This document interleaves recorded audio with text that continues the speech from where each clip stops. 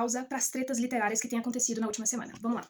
A gente sabe que racismo existe, a gente sabe que lutar contra isso é uma dificuldade, mas a treta é a seguinte, são duas, né? A primeira delas é que estavam usando a inteligência artificial para mudar personagens da capa de alguns livros que eram negros para serem brancos. Um absurdo, qual a necessidade de fazer isso? E outra coisa foi um influencer, né, que está sendo cancelado de certa maneira, porque ele não postou nenhuma recomendação de livros do Dia da Consciência Negra, porque ele disse que, enfim, não teria muito retorno, o engajamento seria ruim. O que eu penso sobre isso? Eu realmente ia fazer um vídeo também pra falar, ai, nossa, indicações de livros da consciência negra. E aí eu percebi que talvez eu não conhecia, não lia muitos livros de pessoas negras. E aí eu fui parar pra pensar. Eu normalmente tô falando de mim e talvez de uma parcela das pessoas. A gente escolhe um livro porque eu achou a capa interessante ou porque a história pareceu interessante. Eu, particularmente, não olho, não quero muito saber. Eu vou descobrir muitas vezes se o autor não é muito conhecido, a cor dele, o jeito dele, se é homem ou mulher, muito depois, né? Que eu já tô ali na metade do livro e que eu quero saber mais do autor. Então, esse discurso, muitas das vezes, pode parecer que a gente tem uma obrigação de ler só livro, não só, né, mas ler mais livros femininos, ler livros de pessoas negras ou de minorias.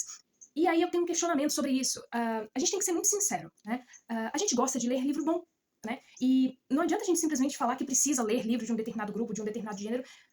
Óbvio que a gente precisa sair de uma bolha, a gente precisa tentar viver em vários mundos, em vários pensamentos, né? Mundos, quando eu digo as criações ali, né, dos personagens, as histórias, é importante. Inclusive uma escritora, Olga, ela disse isso, que era importante a gente viver em outros mundos através da leitura, a gente viver experiências como a Meridiana, que eu li, né, de uma família negra, e você experimentar aquela sensação, aquela vivência, isso é importante. Mas a partir do momento que isso se torna uma obrigação, é algo a ser questionado. E aí é o seguinte, nossa, mas é muito difícil mulheres ou negros conseguirem ter seus livros publicados. Sendo bem sincero, num país atual hoje, onde a leitura é pouco incentivada, é pouco falada, é pouco, enfim, que o engajamento é mais fraco, é difícil pra todo mundo. Óbvio que alguns grupos vão ter uma dificuldade maior, mas eu falo porque o meu namorado é escritor e ele é branco.